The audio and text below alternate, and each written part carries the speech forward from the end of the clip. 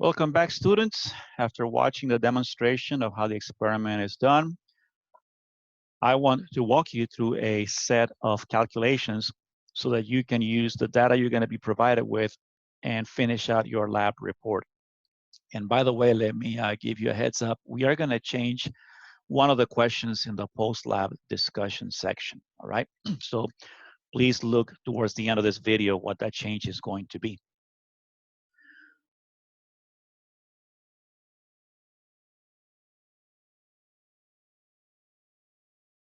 This is your experimental setup as you saw on your video that you're using for this experiment.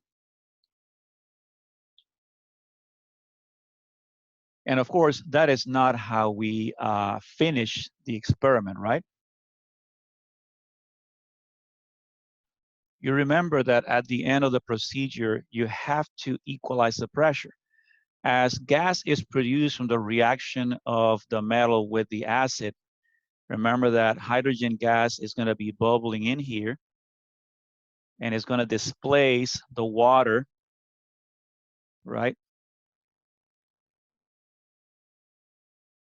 Creating a bubble inside. But because we need to measure the pressure of that hydrogen gas, and we can only measure the pressure outside, we have to equalize the pressure. So at the end of the process, what you would have done is you would have taken your trough there, your bucket, and you would have taken your flask and you would have tilted it, correct? So that the water inside the flask will be level with the water in the container here. So that way we know that the pressure that is being exerted by air on the outside equals the pressure inside, correct? So this is the data that we will have collected during this lab. And this is what will be on your data sheet. We're going to collect the mass of our metal sample. We will have collected the temperature of our hydrogen gas, which should be equal to, or at least very approximate to, the temperature of the water, because we have allowed these two to equilibrate thermally, right? We will have the volume occupied by our gas. So that'll be essentially the total volume of the flask minus the volume of the residual water after the experiment is done and after we have equalized the pressures. And the pressure of our hydrogen, because we equalized, will be the same as the pressure on the outside. However, we had to make a correction because remember that inside the flask, there's also going to be water vapor. So we will have the vapor pressure of water in here. So that is essentially the data that we're going to collect. And of course, our task, our goal, is to take all of these things and calculate the number of moles of hydrogen gas that were produced in our experiment. All right, so let's go to our data sheet and let's see what we have.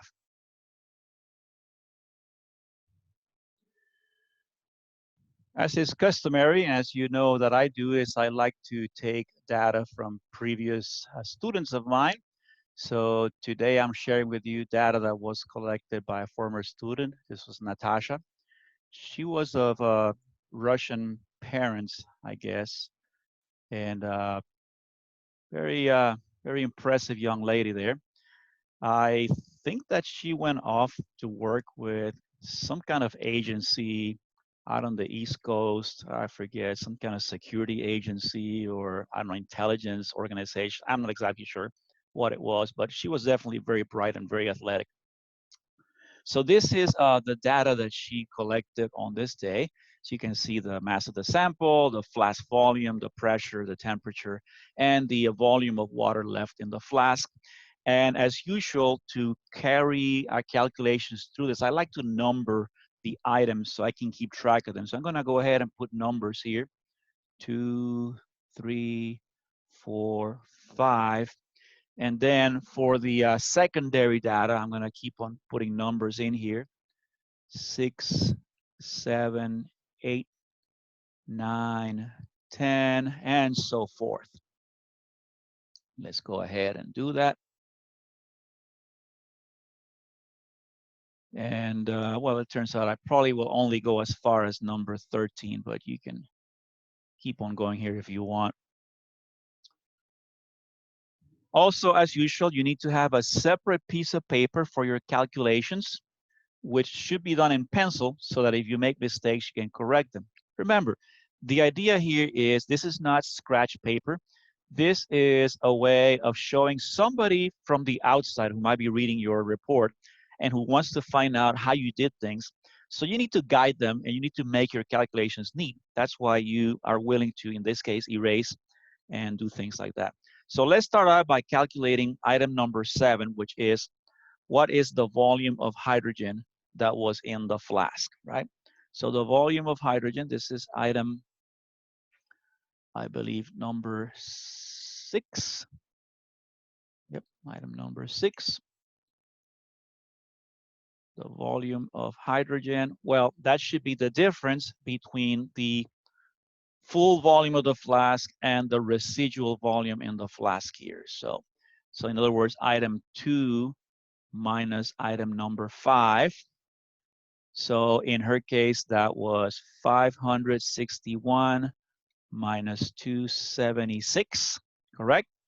Which is 285 milliliters.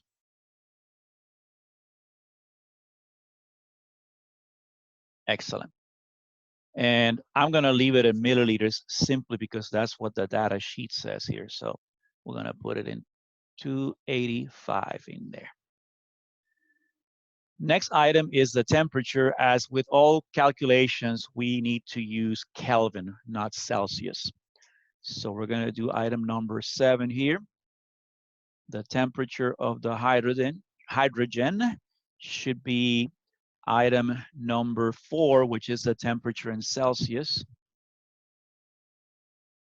plus 273.15. And I like to always keep that 0.15 there, regardless of how I'm going to round up, because I want for my measured value to be the one that determines how I round these numbers.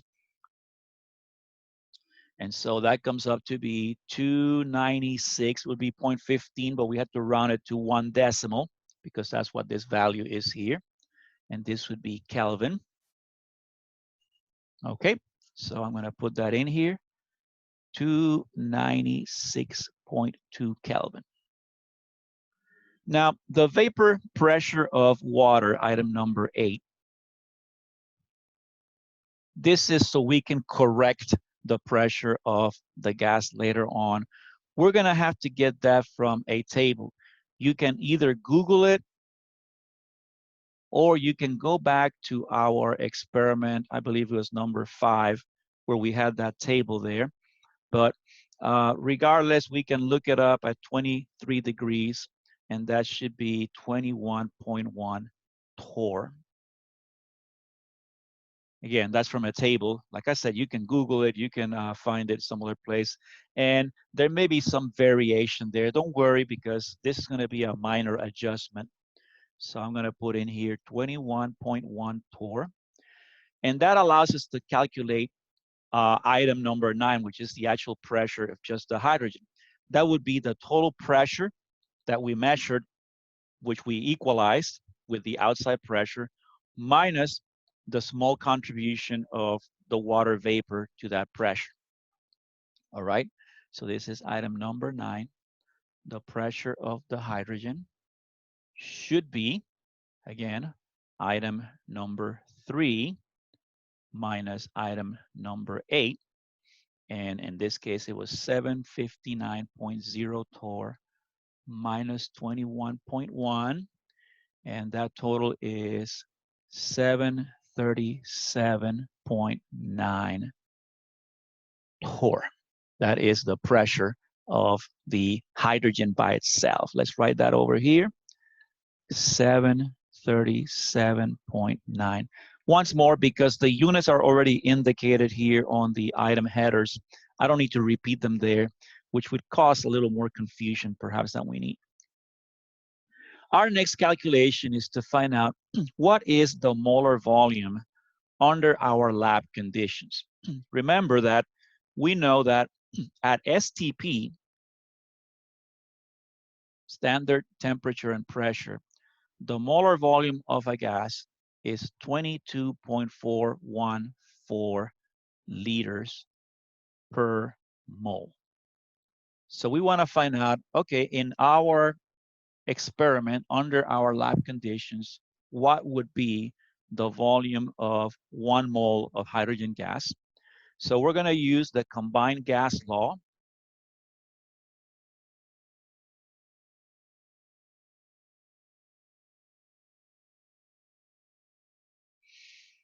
where P1, V1, T1 will be conditions at STP, and the subscript 2's will be our lab conditions.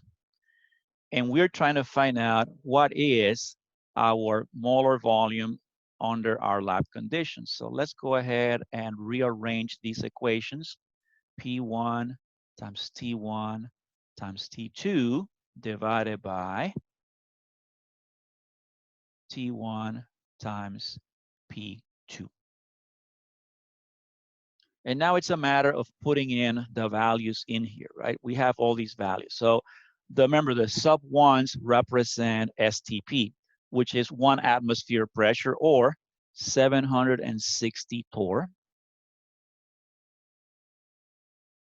T1 would be 0 degrees Celsius. I'm sorry, what did I do here? You know what? I made a mistake here. See, this is how you can fix things very easily. We erase V1, I'm sorry, not T1. And that would be 22.414 liters per mole. And then our temperature was, according to this value here, 296.2 Kelvin. All of that divided by T1, which is 0 Celsius or 273.15 Kelvin,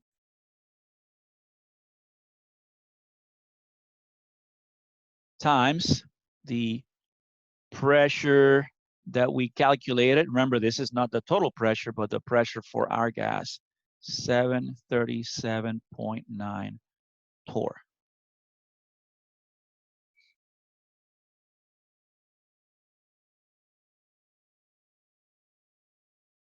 Sounds good, right? So we're going to see, make sure that the units cancel out, torr with torr, Kelvin with Kelvin. So that's going to give us a number here, but remember that we have to be mindful of sig figs. And in this case, the experimental numbers, which are our temperature and our pressure, all have 4 sig figs in there. So whatever we get here, it should be rounded to 4 sig figs. And this should be 2503 liters per mole. So that's what Natasha obtained here. That is the volume of 1 mole of ideal gas under these conditions.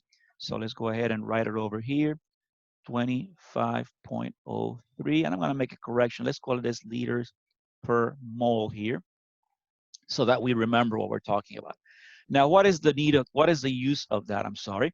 Well, we want to find out how many moles of hydrogen were harvested in this experiment, and we're going to use that molar volume to do the calculation. You might ask, why don't we use the ideal gas law? Well, we've raised this argument before. Actually, the author of the lab manual raises this argument that we cannot guarantee that the gas is behaving ideally, and therefore that value of R might be off at this temperature. But I want to show you in a moment that that is not the case. But we'll see. Let's go ahead and do it the way the lab is designed. So we're going to go now to item number 11, which is the number of moles of hydrogen. And we're going to get that by taking the volume of gas, which was obtained here in item number 6. That's in moles. I'm sorry, that is in liters. And we're going to divide by this value we just obtained, the liters per mole. All right. So let's go ahead and calculate that.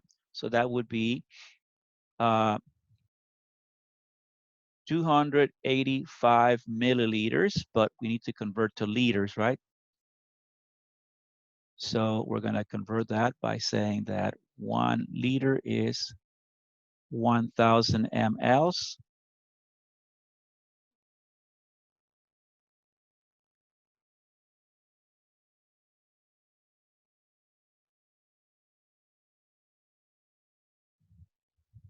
I may have lost the video there for a moment. I hope we're back, right? Okay, we're back. And this is going to be divided by 25.03 liters per mole. So the milliliters should cancel out. The liters should cancel out. The moles flip up. And this gives us a total of 0.0114 moles of gas. And don't worry, I am going to provide you with a scanned PDF of these sheets so that you can go back through them later on. But I want you to watch step by step because sometimes learning happens a little better that way. And then you can refer later on to the PDFs if you need to go back. Okay, so we have moles is 0.0114 moles of hydrogen. That's what we produced. That's what we harvested. And now our next step is to calculate how many equivalents of electrons were required for this, right? So remember that to get the number of equivalents, we said that you have the number of moles, which is item, let's go ahead and do this, number 11, times 2 equivalents for every mole of hydrogen that is produced. We saw that in our introduction, remember? So that means that we have 0.0228 equivalents of electrons that were transferred in this experiment. Let's write it over here, 0.0228.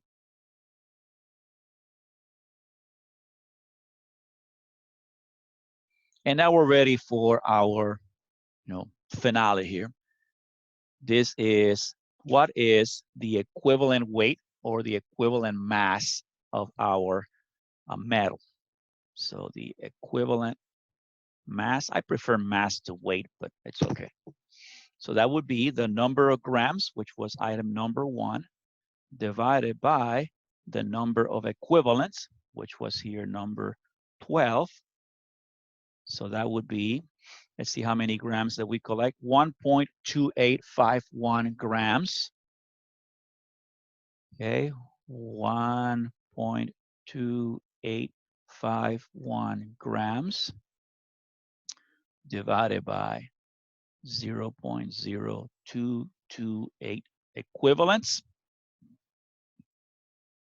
Notice that in this case, first of all, because the volume that we measured only had 3 sig figs, we had to bring this down to 3 sig figs. That also has 3 sig figs, so our final result has to be rounded to 3 sig figs. And I get 56.4, and this is grams per equivalent.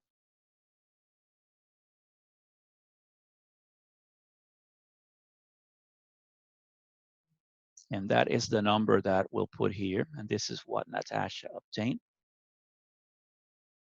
Notice that she would have done a second trial on the second day, so she could have gotten the average of the 2 equivalent masses and then the percent difference, and then she would write where her identity is. So when you get your data sheet, it will have 2 full sets, 2 trials of data. So you'll have to finish out this part, which I'm going to cover now. Before we go to the next section here, let me show you something. We said, it's not clear that you can use the ideal gas law here, but let's do this. Let's go back here and calculate the number of moles using the ideal gas equation. I want to show you something. All right. So if we rearrange this, we get N equals PV over RT. Okay, let's put the numbers in. So our pressure was 737.9 torr. And of course, we had to convert that to atmospheres. So let's convert that to atmospheres. 1 atmosphere is 760 torr. Our volume is 285 milliliters. So that's 0.285 liters.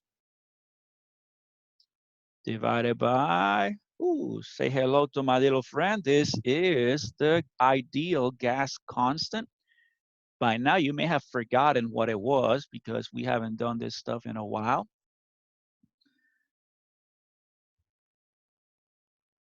And then our temperature, remember this is the temperature in Kelvin, 296.2 Kelvin.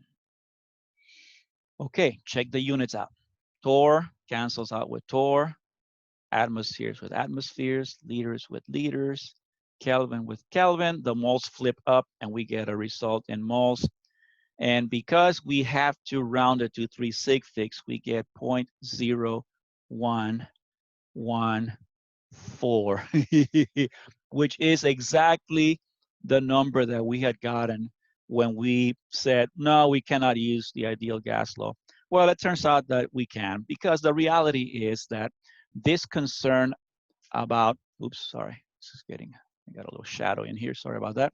This concern about the non-ideality, well, I don't even know if that's a word or not, but the non-ideal behavior of gases, it's not a big concern because remember that those kinds of situations happen at pretty high pressures or very, very low temperatures.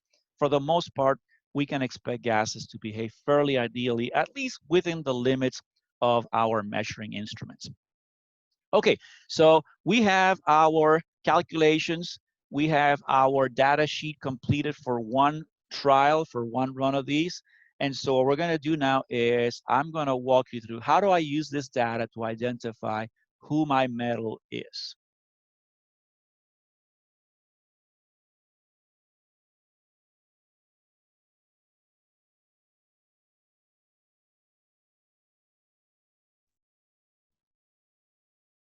So if we go back here to our equation, and of course, remember, this is unbalanced.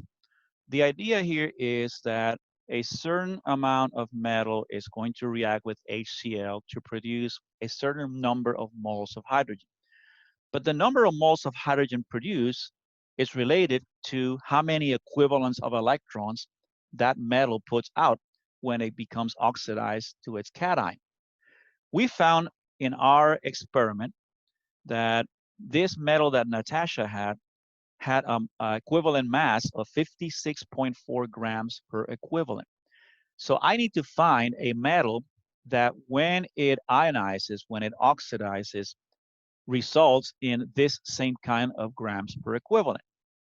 Now, just like you're going to have some potential candidates, Natasha had some, and in her case, she realized that her best candidate was cadmium.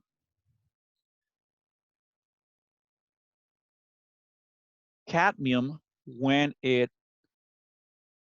oxidizes, produces a +2 ion. So let's see if we build now the equation for cadmium, we would get this. Cadmium plus HCl gives me cadmium chloride solution and hydrogen gas. And of course, to balance that, we need a 2 in here. But the important thing here is that, as you can see, each mole of cadmium produces 1 mole of hydrogen, right? So if we say that 1 mole of cadmium produces 1 mole of hydrogen. But remember that each mole of hydrogen requires 2 equivalents, right? In other words, 1 mole of cadmium is 2 equivalents. So we can say that looking up in the periodic table, cadmium has a molar mass of 112.41 grams in 1 mole of cadmium. And we just said that 1 mole of cadmium is 2 equivalents of electrons. So that means that properly accounting for sig figs here, this would be 56.21 grams per equivalent, which, as you can see, it's pretty darn close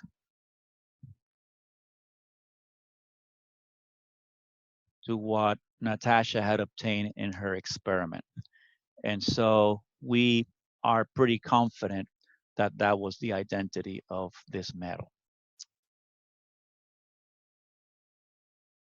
Now, in order for you to identify your unknown metal, you're going to have to do a little exercise. And this is where I'm going to put a change into your post-lab discussion section there on the second page of that procedure. So let me show you that.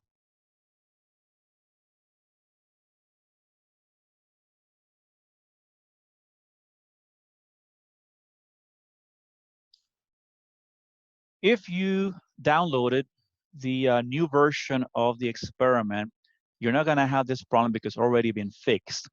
However, if you haven't and you're using the actual version in the lab manual, the one you bought at the bookstore, if you scroll down here to the second page, page 20, there's our picture of our setup. Notice that question number 4A has been totally changed.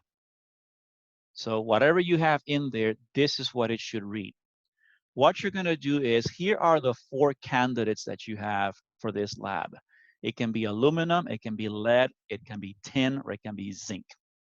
What you're going to do is you're going to write out the balanced equations for the reaction of each one of these metals with HCl. And by the way, this should be fixed here.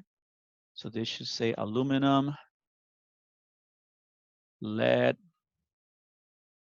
tin, and zinc, respectively, with HCl.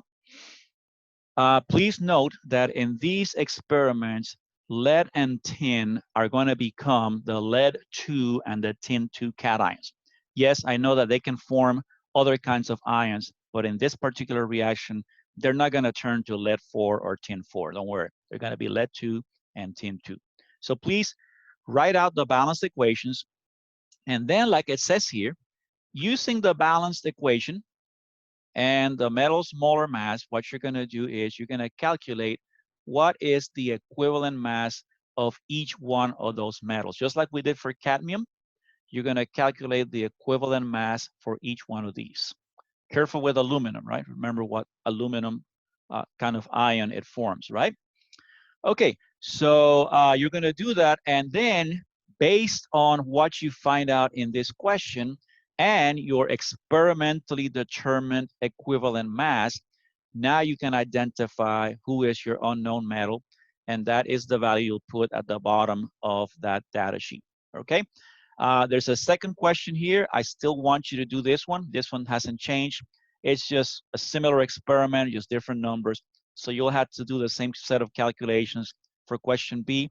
It's just a little added practice.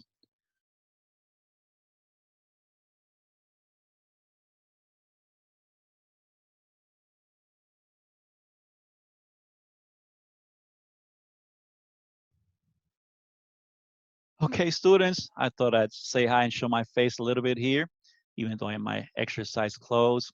So what comes next is you're going to have to look in your grade book for a message from me with a data set. That data set will have basically the top part of that data sheet with information for 2 trials. You'll have to carry out the calculations, identify what your unknown metal is, and you'll submit your lab report through the assignment that's in Canvas. All right. So hope you enjoy that, and I will see you soon. And that's it for today. Bye.